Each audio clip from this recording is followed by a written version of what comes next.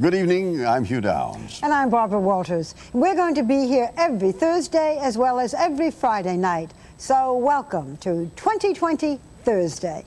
From ABC News, around the world and into your home, the stories that touch your life with Hugh Downs and Barbara Walters. This is 2020 Thursday. Tonight, did you ever go under the surgeon's knife? Tears started to come down my eyes. Without enough anesthesia? It felt like they were pulling my insides out. While your anesthesiologist stood by, doing nothing. I said to her, "Why is she squeezing my hand so hard? Is she feeling this?" The doctor had promised to stop their pain, but they say he stole and he used their drugs instead and left them to suffer. Your job was to control the pain. But pain is extremely subjective. Tom Jarrell with an amazing story that's hard to believe, except it's true. Stealing relief. And they're the family station wagon of the 90s. Everybody wants one. But are sport utility vehicles as safe as they look? Whoa. Tests show they can roll over if you have to swerve quickly. I don't know how any of us came out alive. You just said you'll never walk again. Critics say what you may not understand about driving these vehicles could lead to this. People don't appreciate the risk that they're taking. Arnold Diaz with a cautionary story about some of the most popular vehicles on the road. Everybody wants one. Plus, forget everything you think you know about divorce and what it does to women. Everything's better from the time I open my eyes in the morning until I go to bed at night. Women who shed their husbands. I was at 3 o'clock in the morning looking out the window going, this is so great. They're not angry. They're not lonely. It's hard and painful, but that it is better. Now you have all your energy and all your focus on you. John Stossel with the surprising side of divorce. Women who live happily ever after. Those stories tonight on 2020 Thursday, September 11th, 1997, after this brief message. Luxottica Eyewear. What do you want people to see? I want you to see a student and a teacher. See refinement. I'd like you to see me. Luxottica Eyewear. Let them see you. To show the best way to wrap sandwiches, we put one in Reynolds Wrap, the other in a plastic sandwich bag. Pat's gonna field test them. Looks like Reynolds Wrap is the best wrap for your kids' sandwiches. One more reason, Reynolds has it all wrapped up. It doesn't get any more exciting, any more glamorous, any more unexpected, especially this year when two-piece swimsuits join the competition. See it as it happens. The Miss America pageant, Saturday on ABC. It doesn't get any more live than this. Who says you can't hurry love? Dharma and Greg, 1 week from Wednesday on ABC.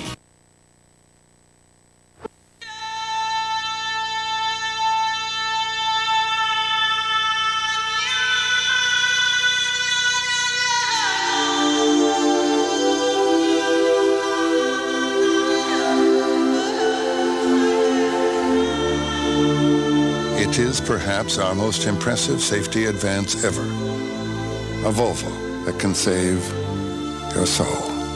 Introducing the all-wheel drive cross-country from Volvo. A cavatelli and a zesty tomato sauce. This is my son. Zesty tomato sauce. The actor. We have a He's going to be big. With a zesty tomato sauce. Very big. Waiter! Of course, it's going to take 4 years of acting school. Excuse me. At $100,000. Hey! That's $100,000. 5 zeros. Good evening, madam, ma'am, Ms. We have a cavatelli in a zesty tomato sauce. He better be big. Call for our new low rates. Imagine that you are on an operating table, ready for surgery. You believe you've been given painkillers and you won't feel a thing. But then suddenly a horrible, sharp, excruciating pain. You feel the knife as the surgeon cuts into you. It happened exactly that way to some of the people you're going to meet in our first story tonight. The anesthesiologist was a drug abuser, and he was skimming the pain-killing narcotics for himself. Tom Jarrell has the bizarre tale of the doctor who became his patient's worst nightmare. In the town of Hazleton in central Pennsylvania, people in need of medical care come to the top of the hill on Church Street, to Hazleton St. Joseph's Medical Center, fondly known as St. Joe's. That's where Laurie Opieri went last summer when she needed major surgery to remove part of her colon. She expected discomfort, but not agony. The worst memory that I have is that night. I can't describe it any differently. When Laurie awoke from surgery, she says she felt like she had been shot in the stomach. Tears started to come down my eyes. The pain, it was horrible. It was the worst pain I've ever had in my life. And I couldn't tell anybody about it. I had a tube down my nose, and I'm thinking, I have to tell somebody I'm in all this pain and I can't talk. What am I going to do? She says her anesthesiologist worked on her, but it didn't seem to help. She was left alone for the night. I had a needle in my spine, and I was laying flat on my back. My legs were numb. I couldn't move my legs. My stomach had just been cut wide open and stapled back together. It's almost as if I was shot and left to die. That's what it felt like to me. Hours later, Dr. Donna Umali, another anesthesiologist, arrived on duty and says she heard cries of distress from Laurie's room. Shouting. I was in the nurse's station, and that is, her room is at the end of the hallway. Dr. Umali investigated. I saw her doubling up in bed, sweaty, pale, and I said, what's going on here? The nurse told me, there's no pain relief here. I said, did you tell Dr. Peterson? We cannot find him. Dr. Frank Peterson was Laurie's anesthesiologist, whose job it was to control her pain. He says he did. But Peterson had a secret. He was a drug addict, a man hiding a long criminal history, with arrest for hitting a bus window with a steel bar, stealing money from a restaurant, an ex-heroin addict whose roots were in the tough streets of New York City. He had been a taxi driver, an amateur boxer, who earned a medical degree and believed he had kicked the drug habit. But he could only land a job on the Pacific island of American Samoa. There, he claims, an ankle injury led to painkillers and then more serious drugs. Drugs found in the pharmacy in his new job at St. Joe's. Drugs intended for patients like Sharon Kochmar. Burning, pulling, just terrible, terrible pain. Sharon came to St. Joe's for a cesarean section to deliver her son, Josh. Dr. Peterson gave her an epidural that was supposed to numb her from the waist down. But when the surgeon began cutting, Sharon says she felt the knife slicing into her skin. I screamed out and I yelled, wait a minute, I felt that. And Dr. Peterson said to me, well, don't mistake pressure for pain. And I said to him, this was not pressure, this was a sharp pain, a sharp cut. The greatest pain, she says, came when they reached into her womb to get the baby. She couldn't scream because Dr. Peterson was holding a mask to her face. Instead, she clutched her husband's hand. It felt like they were pulling my insides out, and I could feel myself being literally lifted off the table. I said to him, why is she squeezing my hand so hard? Is she feeling this? And he looked at me and he said, it's love, man. It's pure love. And he laughed. We found Dr. Frank Peterson in Block 3C1 of the Luzerne County Prison, convicted of burglary, drug possession, and most shocking of all, withholding drugs from his patients and using them himself. Hospital records show how he did it. Peterson signed out massive amounts of a painkiller, a powerful narcotic, Sufenta. On charge, he wrote, he was giving it to his patients to relieve their pain. But instead, he diluted their doses and kept most of the Sufenta for himself, leaving them in agony. Good morning. When Peterson spoke to us, he was a man without remorse for the treatment he had given his patients, regretting only that he had given doctors a bad name. Each of these patients came with total faith that the system was going to provide them a doctor who had no problems, who could handle their pain. Yes, and they feel it failed. And perhaps it did. I am not claiming innocence. I did something that was terrible. I undermine the confidence of the public and the medical community, and that can't be tolerated. So how could this have happened? And should one man receive all the blame in a hospital with checks and balances to avoid just such a scandal? Top administrators at St. Joe's Hospital knew Peterson had a history of drug addiction when he started working there last June. But he told them he was clean, and they believed him. We wanted to ask the hospital how they could give staff privileges to a former drug addict and not keep close tabs on him. But they refused to speak with 2020, citing pending litigation. In court documents, they've said they're the victims in this case. They were lied to by Peterson and acted reasonably and in an appropriate manner. They say they were the victims of this, the hospital. The patients were the victims. The hospital, once they knew that there was something wrong, then they were no longer the victims. Margaret Kolkowski was a nurse supervisor at St. Joe's who has since been fired. She says she knows the hospital knew something was wrong because she went to management and told them that Peterson's procedures weren't working. His behavior was abnormal. The staff suspected he was using drugs. Records 2020 has obtained show Peterson was tested for drugs the very next day. Early results showed methadone, a Class II illegal narcotic, in Peterson's urine. But surprisingly, he was not suspended. 11 days later, he treated Lori Opieri. I should never have been subjected to Dr. Peterson. He should not have been putting needles in people's spines. This never should have happened to me. The hospital did nothing wrong. Did nothing wrong?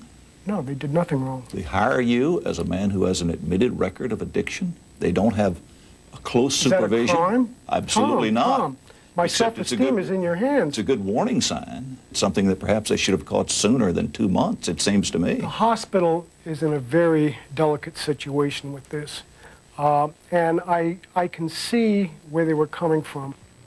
Maybe Peterson can see where the hospital is coming from because he and they are now co-defendants in a malpractice lawsuit filed by Peterson's patients. Despite the fact that Peterson pled guilty to assaulting his patients by stealing their drugs, he now says he didn't do it. He claims he just took what was left over and did not cause patients needless pain. Are you saying, doctor, that it was a strange coincidence that a number of patients, your patients, say they experienced extreme pain? That's something that I really can't answer. Your job was to control the pain.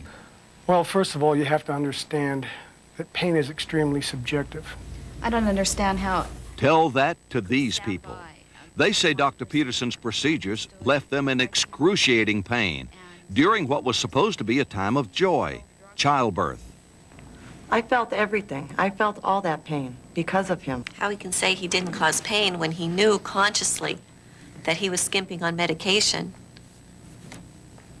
Yeah, he definitely did not care because, well, Jill was complaining about being in pain. He sat behind her and was flipping through the pages of a novel. I just don't understand how a human being who is supposed to be a doctor can do something like that. As a physician, I think patients should be protected. Were Dr. Peterson's patients being protected? I don't think they're protected because they suffered. Dr. Umali says she was so angry at hospital administrators for allowing Peterson to continue, she decided to resign. Incredibly, there was talk of giving Peterson a promotion. Then something even more amazing happened. The hospital received final test results, proof that Peterson was using Sufenta, the narcotic he was supposed to be giving his patients. But still, he was allowed to continue his work unsupervised. The next day, it took Peterson 4 tries to insert an epidural needle into Jill Papalis's back to prepare her for a C-section. When the operation began, she says she felt the surgeon's knife. Dr. Peterson commented that, oh no, you didn't feel anything. You didn't feel that. You went through terrible pain from a man who had just failed a drug test. I couldn't believe that I put my trust into all those doctors and that hospital, and they will let someone like that work on a patient. Total shock. Total shock. They say you were their worst nightmare, that they came to you to relieve their pain during a moment of crisis in their lives, and the pain was not relieved. Well, I can just answer your question with a question. what did they do before the invention of epidurals? Somehow we've made it through several million years of childbirth. It's amazing we're still here, isn't it?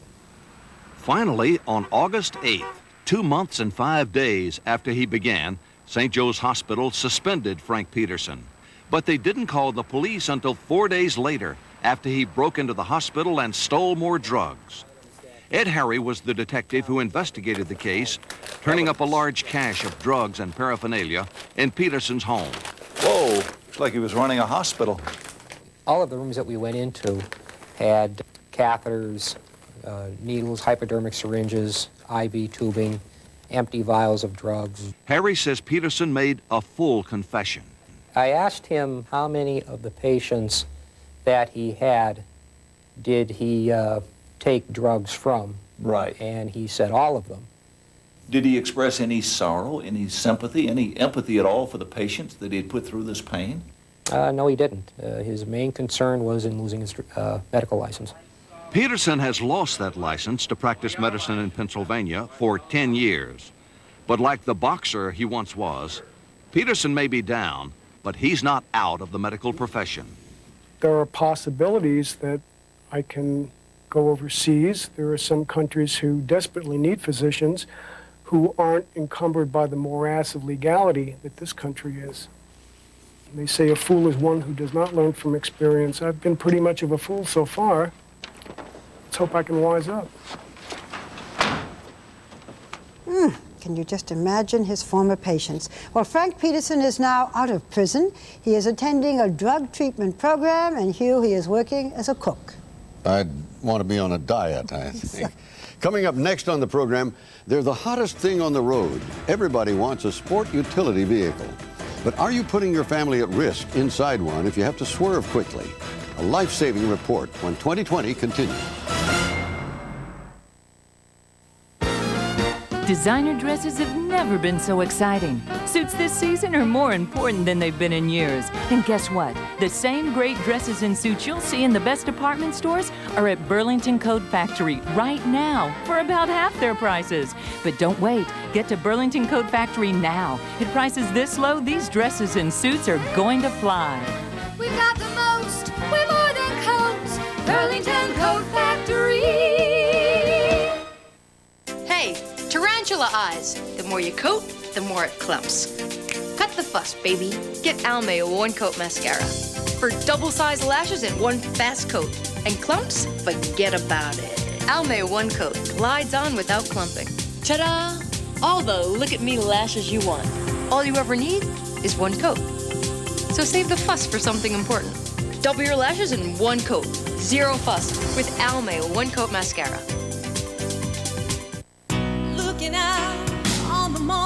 How would you feel about a hair color that's actually good for your hair? Natural Instincts from Clairol with a rare blend of aloe, chamomile, ginseng. Natural Instincts gives you rich, natural-looking color and leaves your hair better conditioned than before. Go a little natural with Clairol Natural Instincts. Nice. Thanks. In good times and bad, for better, for worse, for richer, for poorer, for auto, for home, for life insurance.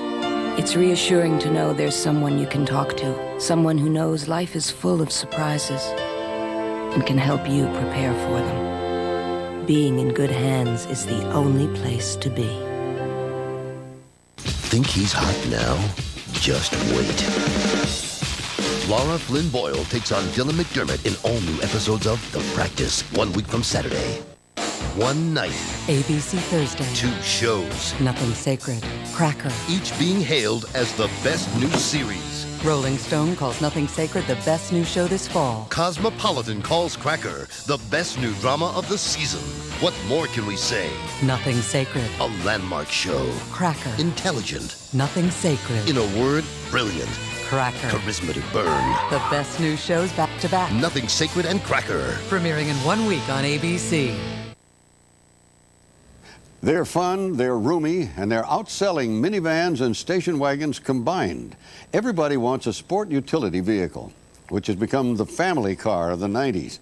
But does riding higher off the ground put you at a higher risk for rollovers? Well, Arnold Diaz found sudden swerves can turn your sport utility vehicle into a death trap for you and your family. Well, you might want to brace yourself. Whoa. We're at the Consumer Reports test track, going only 35 miles an hour. But you can see, and I could feel, whoa, the dramatic body lean in this sport utility vehicle. Definitely starting to lose control there. Consumer Reports says this is typical of the handling difficulties most sport utility vehicles have. Contrast that with a sedan, which easily maneuvered through the emergency avoidance course at the same speed without losing control and knocking over cones the way the sport utility vehicle did. It felt like the car was still centered on the ground and not leaning one way or the other. Yes, there wasn't much lean at all. The obvious difference in handling is one reason Consumer Reports' Bob Knoll is alarmed that millions of Americans are embracing sport utility vehicles as the family car of the 90s. You're buying this vehicle as a passenger car. You're putting your family in it as a passenger car. It should behave on the road just like any passenger car. But it doesn't. But it doesn't, and it should. These vehicles have replaced the family station wagon. So Dr. David Piddle is technical director of Consumer Reports. You're troubled that these are replacing the station wagon. Well, I'm troubled that people don't appreciate the risk that they're taking on when they make the choice to get those. They've got safety problems just from the stability. More safety problems than the old family station wagon? Oh, absolutely. They've got much more problems than the family station wagon. While two SUV manufacturers are now suing Consumer Reports over the validity of these stability tests. The magazine insists they use typical emergency maneuvers. The problems stem from the fact that these vehicles were initially designed for off-road use. They sit higher off the ground, and their suspensions are softer than other vehicles to accommodate going over rough terrain.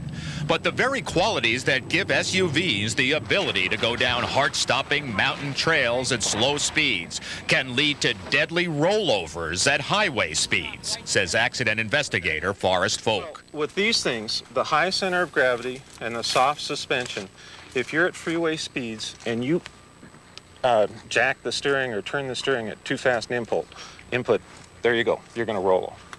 The other way? The other way. Why? The center of gravity and the soft suspension, it allows the vehicle to lean too much.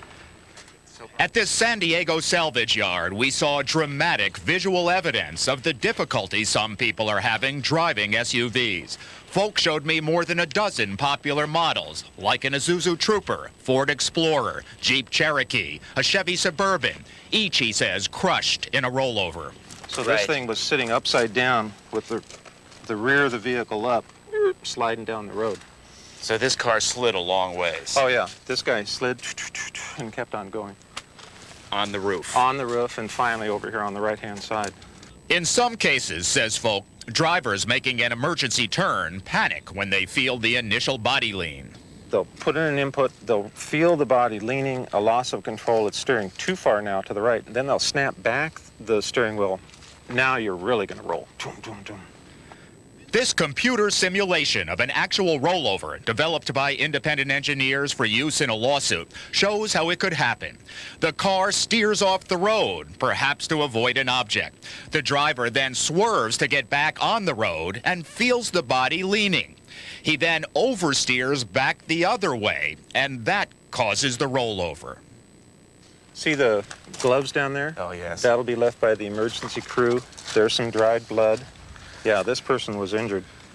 Inside many of these vehicles, we found items that evoked chilling images. Look at this. Family swim pool. There's a kid's pool in the back seat. It was a family car, definitely. Yeah, and the rear seat belts look real used, and there's stains like from kids' soft drinks and stuff. Yeah, this was a family car. Well, let's hope the whole family wasn't in it. Yeah. While overall SUVs have a slightly lower fatality rate than sedans, most SUV deaths occur in rollovers. Compared to sedans, they had triple the rollover death rate. 1,400 people were killed in SUV rollovers last year. This odometer tells one story. This is a brand new GMC Jimmy. And how new? How new? Let's take a look. 12 miles. 12 miles. 12 miles. And it got into a rollover. They hadn't even gotten a tank of gas yet. This is classic. They'll get into a SUV, they don't know how to drive them because of the high center of gravity, and they've lost control. I don't know how any of us got out of there alive. Beth Sanders was returning from a family reunion when her 1994 Toyota 4Runner rolled over.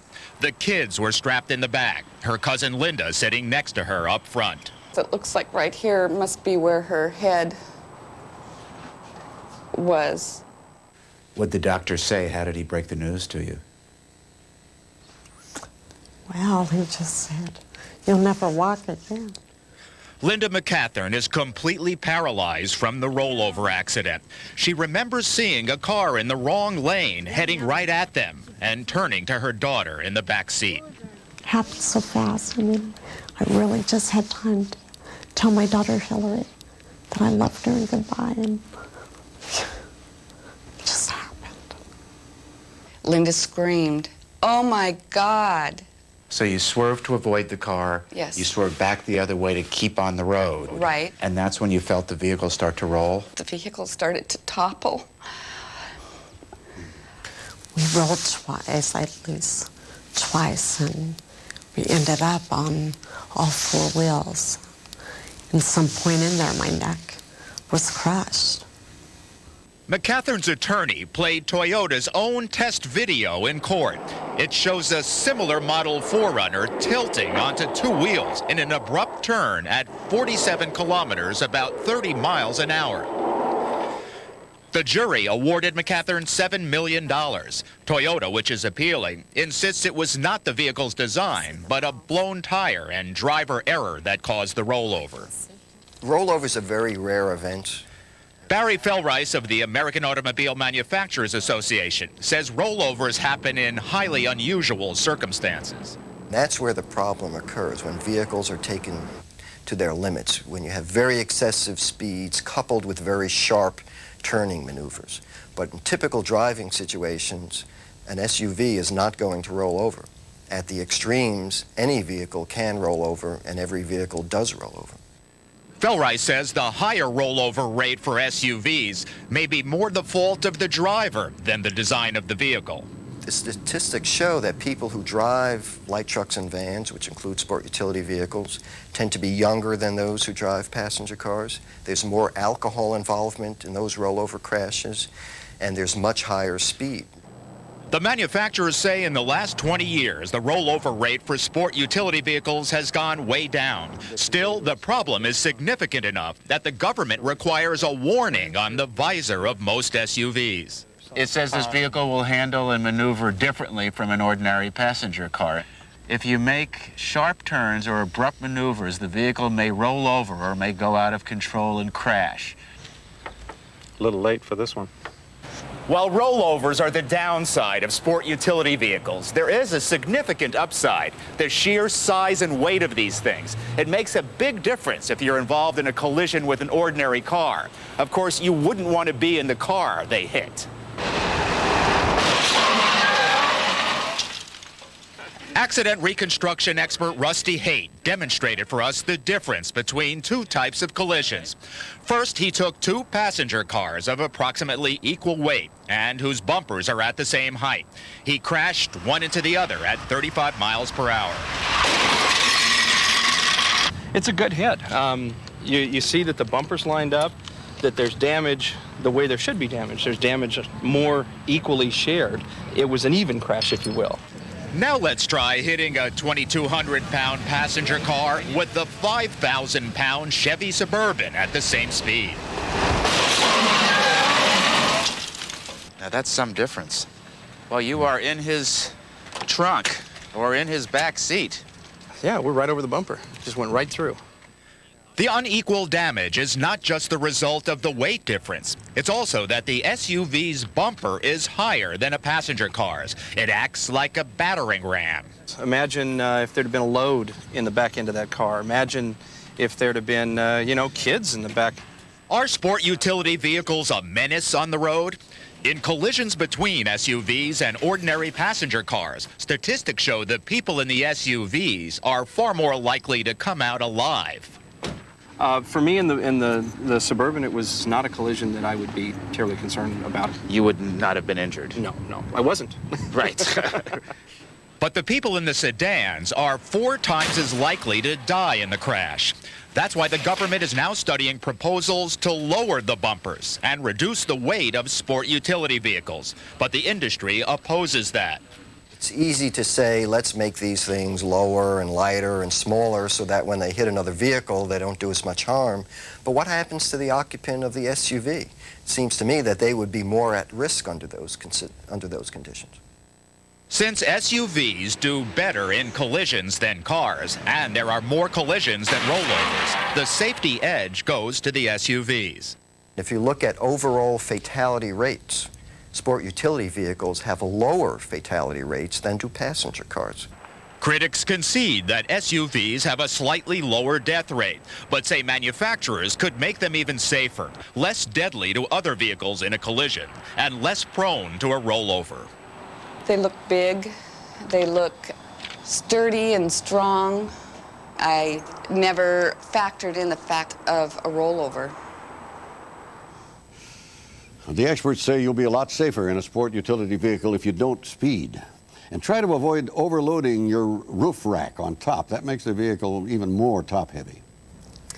Well, next, shattering a myth. There are many people who feel that divorce ruins a woman's life, but now new research shows that many divorced women are happier than they ever thought possible. Why? Well, we'll find out when we come back. But first, on this new edition of 2020 Thursday, we're trying out a few things, some features that we hope you'll find surprising and entertaining. And tonight we introduce Double Take. It's a chance for you to test your knowledge against conventional wisdom. Now, a 2020 Double Take. Those enticing product coupons. The more you clip, the more you save. True or false? We'll have the answer in a moment. Got a taste for something new? Introducing Domino's new Pesto Crust Pizza. Zesty pesto made from sweet basil, parsley, and savory garlic, kneaded right into the dough. Baked, then brushed with pure olive oil, sprinkled with Romano cheese for a truly authentic flavor. New Pesto Crust Pizza, only from Domino's. Try it, or any large one-topping pizza for $9.99 and get a second one-topping for $5.99. Domino's, hot wow now! We try to pack as many kitchens as we can into a kitchen display area. The toilet, the tub, the sink, the whirlpool. Whatever you can find at a design studio, you're also going to find at Home Depot. And we have designers on staff. I don't want you to come in here and be afraid. It's not intimidating. It's not a scary situation. If you can dream it, they can design it and put it in for you. All you have to do is stand back and watch. Give your kitchen or bath a bold look with quality Kohler fixtures. You'll find them at a guaranteed low price every day at the Home Depot. What do you think of this color, Snuggle? I love orange flowers. How do you like this one? Blue is nice. How about this one? Everyone loves colorful clothes, and now you can help care for them with new Snuggle Fabric Softener with Color Protector. Beautiful. Now give your colors a little extra protection. Cool. With the same great cuddly softness that smells so fresh. This is my favorite. Thanks, Snuggle. I couldn't have done it without you. New Snuggle with Color Protector for colors that are cuddly soft.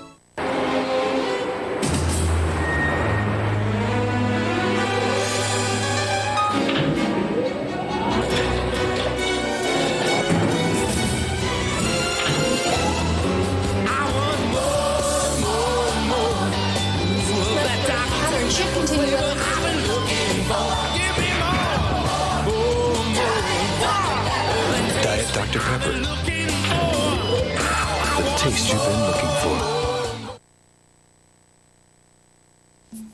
So, is it worth it to clip those product coupons? Not always. As it turns out, people who use the most coupons often have the highest grocery bills, as much as 84% higher than non-coupon clippers. Why? Because coupons entice you to buy items you don't really need. The bottom line, it's not how much you save, it's how much you spend. 2020 Thursday continues after this from our ABC stations. Tonight at 11, an Eyewitness News exclusive. Could 911 find you in an emergency? Why the city's promise to put every street on the map is in critical condition. Plus, Charles III or William V, the British crown their choice for king. And cops and a new McBeat. Tonight at 11, an Eyewitness News. It comes in all ages, shapes, and sizes. In brown eyes, blue eyes, often four eyes. In the freckle, dimple, or well-earned wrinkle. It's beauty. Presenting Circle of Beauty. A world of cosmetics and skincare, custom fit for every beautiful flaw. For all women are beautiful, all part of the Circle of Beauty. Only at the softer side of Sears. Now this 6-piece gift is yours free with any Circle of Beauty purchase of $12.50 or more. America's top critics are cheering the most revealing comedy of the year. Rolling Stone calls The Full Monty roaringly funny. A comic delight, rates USA Today. Siskel and Ebert give it 2 thumbs way up. Yeah. One of the most entertaining movies of the year. This is crazy. And the New York Times calls it irresistible and hilarious. Perfect. The Full Monty, rated R. Now playing. I like warm places, like Philadelphia. Like the smiles I get for free when I'm antiquing along the nearby countryside. Warm. The cheesesteaks, warm. It's okay, you'll walk it off later. Shopping. Then there's warm daddies, okay? But there's nothing warmer than the hearts of the people in my Philadelphia. The warmest place on earth. I'm Bill Cosby. You're watching ABC 7, New York.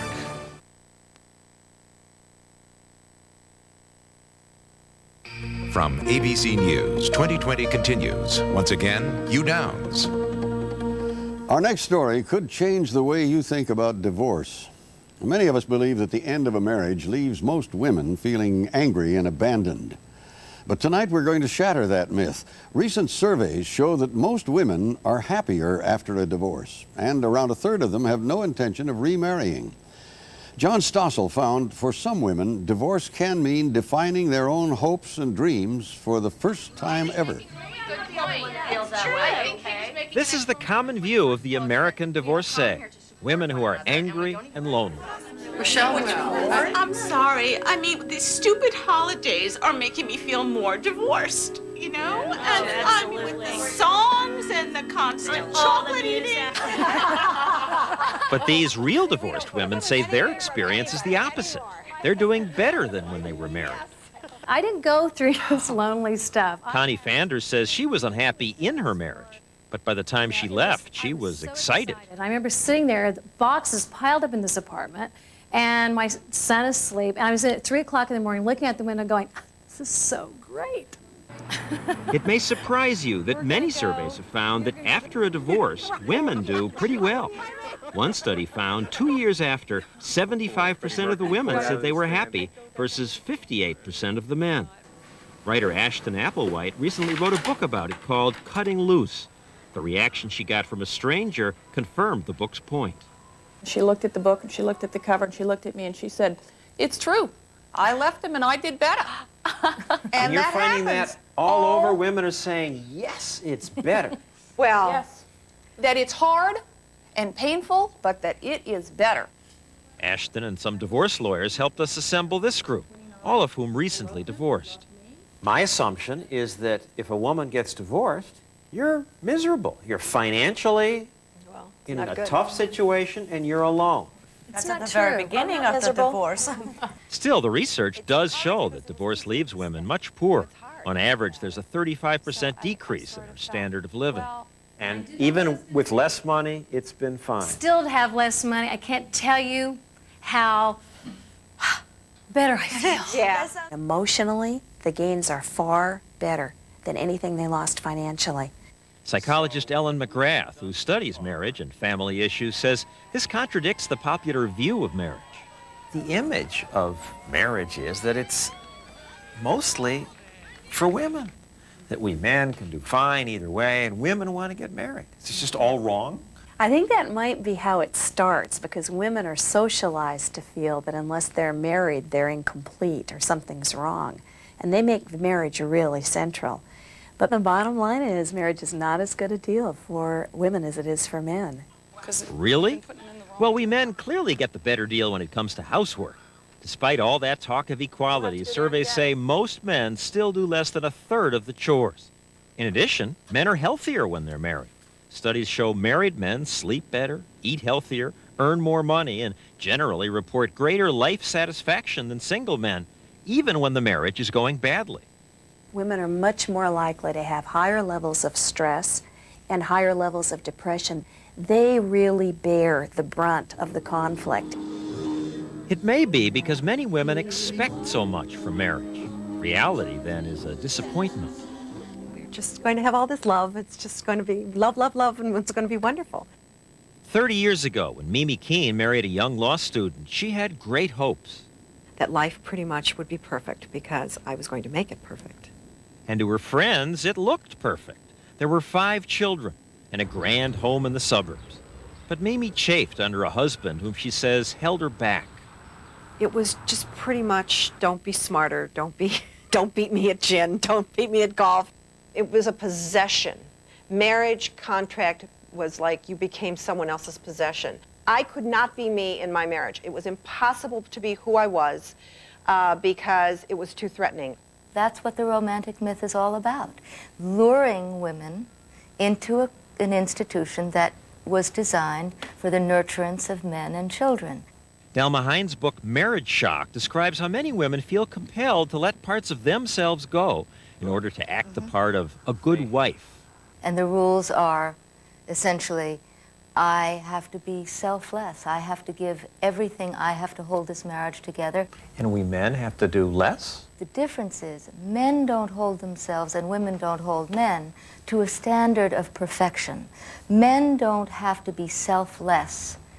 We wouldn't say to a man who's pursuing his own goals, you're a selfish man and you're hurting your family. But we do say that to women. It bothered me that I would always ask his permission. And he didn't say, you have to ask my permission, but it was a way. So why'd you do it? I mean, you're not a helpless child No, here.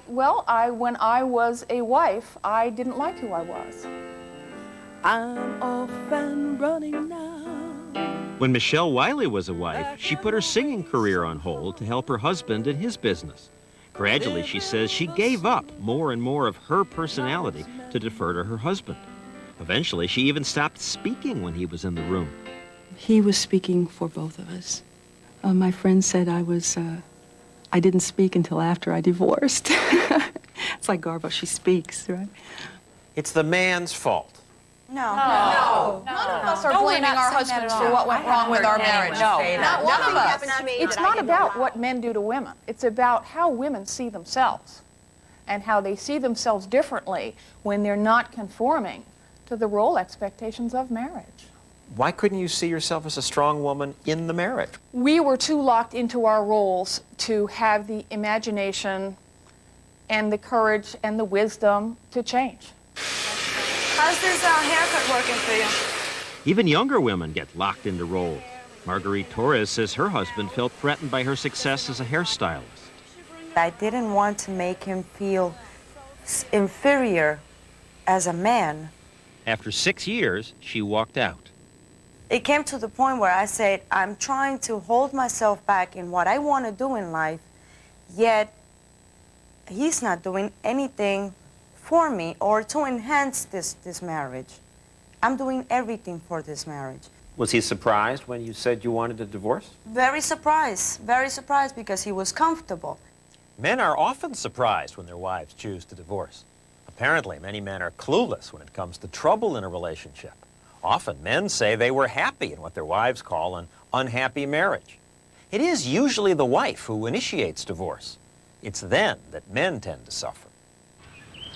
After a divorce, men are much more likely to get depressed or physically sick. Divorced men die sooner. They're most likely then to have the heart attack or to have some major health problem because they're most at risk, because they're most alone. Men really need women. They need a wife as their major source of support. Women have, on average, 6 friends with whom they regularly talk and share intimacies. Most married men asked that question say they have one, their wife. If she leaves, Then the man is really stuck. He's hit with being abandoned and rejected, and he didn't see it coming. Is your ex-husband as happy as you are? I don't know. most of these women ask us not to talk to their ex-husbands. They didn't want to open old wounds. I think that I've learned so much, and I think he is still trying to figure out what happened, and I think he's angry that I did it, that I actually left, and by golly, didn't come begging back saying, oh, I made a terrible decision, please take me back, I'll try harder, you know, and I didn't do that. You know, it's like, see ya. See ya is the general attitude in this room.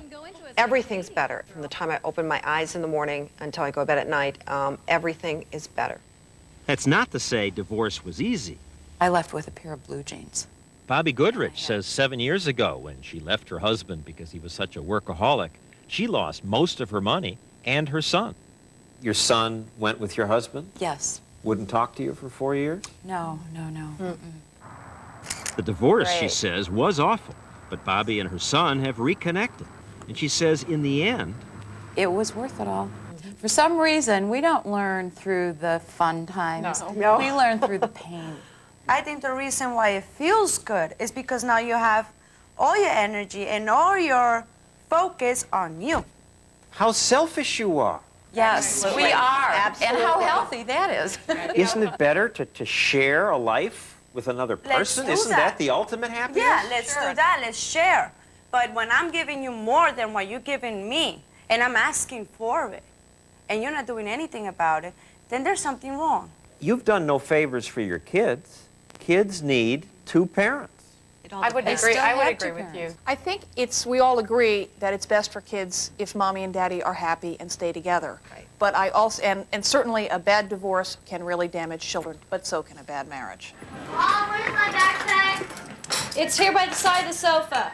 some of the women said it was actually easier being a single parent. They'd always done all the work. Now they didn't have to share the decision-making. If a decision has to be made, I make it. You know, it's a done deal, and I don't have to sit there and confer. And I think it's so much easier now. Cindy Wheaty's husband left her. She and her daughters were devastated. We didn't think that we would ever feel like a family again. I mean, it sounds funny, but it took about a year before we even sat down, like at the table to eat dinner together. I mean, it wasn't conscious. It was just that, you know, it really didn't feel right. Because my dad wants to there was like an empty space. What happened to my turn? Oh, yeah. Learning to be independent was scary, Cindy says, but good for her, and good for her girls to watch. I am coaching my mom on getting divorced now. You're telling her, leave your father. I'm coaching her. I'm telling her how to do it because she doesn't have a clue. Yet it is to the best benefit of my brothers and sisters that they separate. And what does your mother say? She finally seen the light, yeah. And today, many women say when they look at life in the light, it looks pretty good without a husband. And so today, fewer older women are remarrying? Yes, by choice. I'll ask them, now if you're 45, 50 or above, and you're single, and you have an appropriate available man, would you choose to get remarried again? And laughter comes up, and you start seeing whispering back and forth, and I'm thinking, what are we seeing here? And inevitably, the great majority of those women say, no way. In our group, the younger women all said they would remarry. The older ones were more hesitant. I don't see a lot of point in marriage at this stage of life. This is my time. I've earned this time. I mean, I've raised children. I've devoted, 51 years mostly to other people. And it's my time. I've earned it. And I don't think that's selfish. That's interesting. There's another surprise. Many women apparently get over the breakup of a marriage quicker than men do. A recent study found that divorced men harbor fantasies of a reconciliation a lot longer than women do. Well, Barbara, this is the first time we've been together since you got back in the US of A from London. I am very happy to be back here. Good to have you. And when we come back, last week at Princess Diana's funeral, we all heard Earl Spencer speak with passion about his sister. But what was the true nature of their relationship? How close were they really? I have some information about that after this.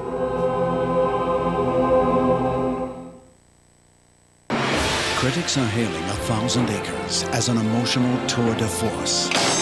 Vivid and compelling, touching and emotionally explosive. Looking like a scandal to make me feel better. Michelle Pfeiffer and Jessica Lange give Oscar-caliber performances in the best drama of the year. It's a film you won't forget. I'd always assumed we'd be together forever. 1,000 Acres, rated R, starts Friday, September 19th at a theater near you. Everybody knows the old rules of photography. I hope that's the right film for direct sunlight. But new Kodak Gold Max breaks them all. Using the same film in here? Why not? New Kodak Gold Max makes just about any light the right light. And now, the cha-cha. And that shot will never come out. Of course it will. And all in the same roll of film. So ignore the rules.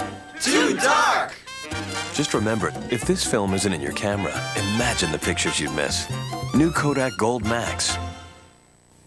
What does a jet flying at day's first light have to do with Red Lobster?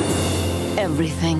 Because at Red Lobster, we celebrate freshness with live lobsters rushed fresh to our kitchen doors and gently steamed to perfection for our luscious lobster dinner. Hurry in and taste the freshness of our live lobsters. At $14.99, the catch is going fast. Red Lobster. So fresh, you can taste it.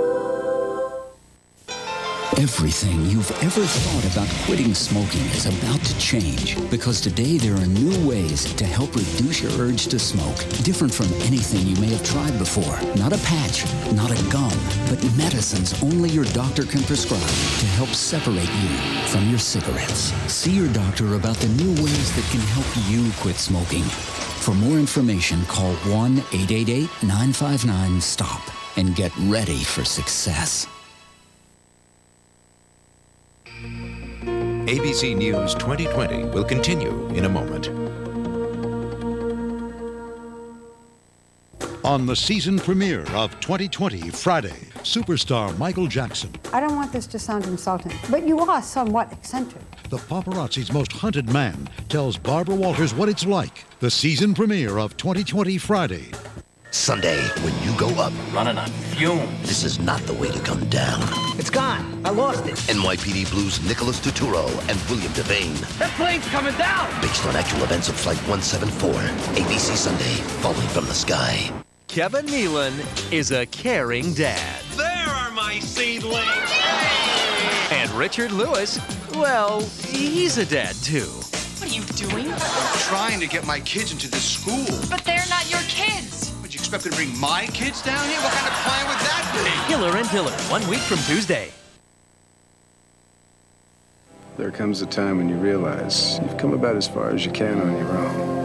And if you want your investments to go further, you're going to need someone with the expertise and the resources to help you go the distance.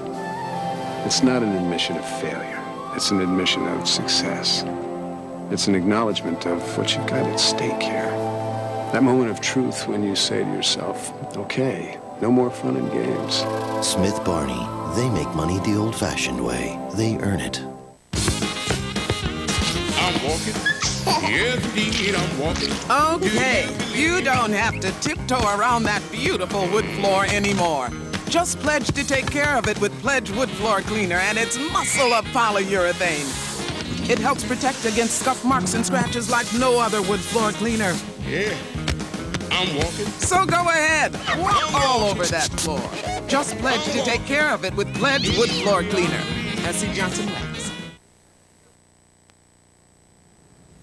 Barbara, now that you're back from covering Diana's funeral, which I found an extremely moving, unique event and well covered on television, but there was an added element of tension, I think, in the dramatic and emotional eulogy given by Diana's brother, Earl Spencer. Watch this part of it. On behalf of your mother and sisters, I pledge that we, your blood family, will do all we can to continue the imaginative and loving way in which you are steering these two exceptional young men, so that their souls are not simply immersed by duty and tradition, but can sing openly as you planned. Now, some people were shocked by what he said, didn't agree with it exactly, but I understand that you have some new insights into the relationship between Diana and her brother and sisters. Well, I think I do. You know, Hugh, sometimes death brings families together. Intimates of Princess Diana have told me that she was not at all close to her brother. Indeed, he had never set foot in her home in Kensington Palace and barely knew his two nephews, William and Harry. As a matter of fact, after her separation from Prince Charles, Diana had wanted to rent a cottage on the family estate of Althorp. She didn't have a place in the country in which to take William and Harry. But her brother amazingly turned her down. He said that his first duty was to protect his own family, and if her boys, for example, wanted to use the swimming pool, it would bring the press. Nor was Diana particularly close to her sisters. As a matter of fact, Diana considered her friends her family. But blood is blood, and there is no doubt, Hugh, that the family deeply feels her loss. Oh, I'm sure they do.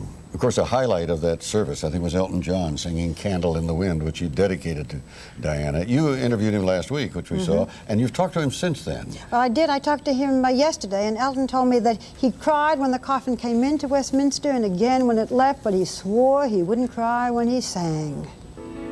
Goodbye, English road, from a country lost without your soul. He used a teleprompter, but that didn't help, he said, because at the beginning of the third chorus, the tears came, and he closed his eyes to keep them back. Elton also says he will never sing those Princess Diana lyrics, Goodbye, English Rose, again. But his recording of the song has been released, and there are already 3 million advance orders from America. It was an experience I'll never forget. Yeah. What memory stays with you most, though?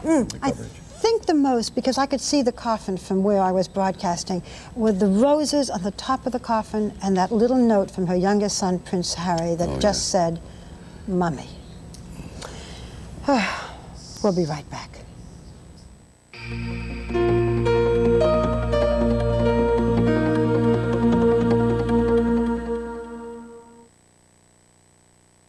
Next, an Eyewitness News exclusive. Could 911 find you in an emergency? Why the city's promise to put every street on the map is in critical condition. Plus, the drug that caused birth defects now gives new hope to heal serious illness. And top cop on the city council hot seat. Next on Eyewitness News. Hey, tarantula eyes. The more you coat, the more it clumps. Cut the fuss, baby. Get Almay One Coat Mascara. For double-sized lashes in one fast coat. And clumps? Forget about it.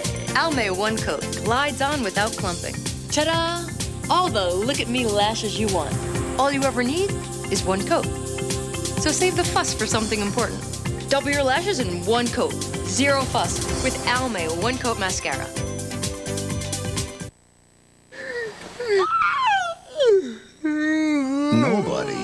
Nobody needs a breath mint like you-know-who. Here's just the thing. Clorox Automatic Toilet Cleaner. It's concentrated Clorox bleach in a tablet.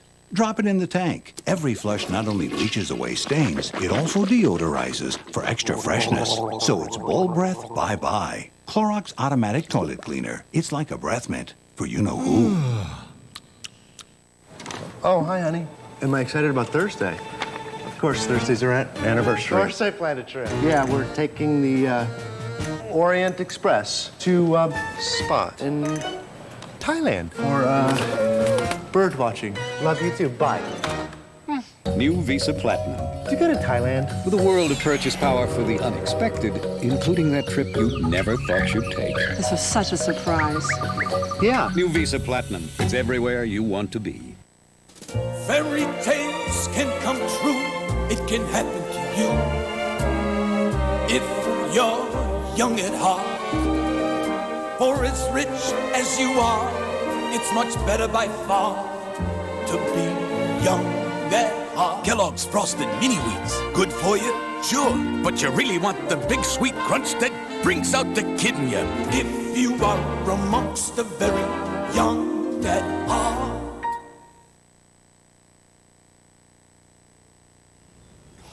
Don't forget to watch Nightline after your local news. And tomorrow on World News Tonight with Peter Jennings, from radar detectors to burglar alarms, this cutting-edge technology is going to change your life. And tomorrow on 2020 Friday, I'll have an exclusive interview with Michael Jackson, speaking for the first time since the death of Princess Diana about his own experiences with the paparazzi. I've been running for my life like that, hiding, getting away. You can't go that way because they're over there. And well, let's go this way. Pretend we're going that way, and we'll go that way. So you feel like you're in prison. That's on 2020 Friday, tomorrow night at 10, 9 Central. And that completes the launch of 2020 Thursday. We thank you for joining this premiere. And remember, whatever day it is, we're in touch, so you be in touch. I'm Barbara Walters. And I'm Hugh Downs. And we'll be back tomorrow night. We'll see you here next Thursday and now every Thursday and Friday. For all of us here at 2020, good night.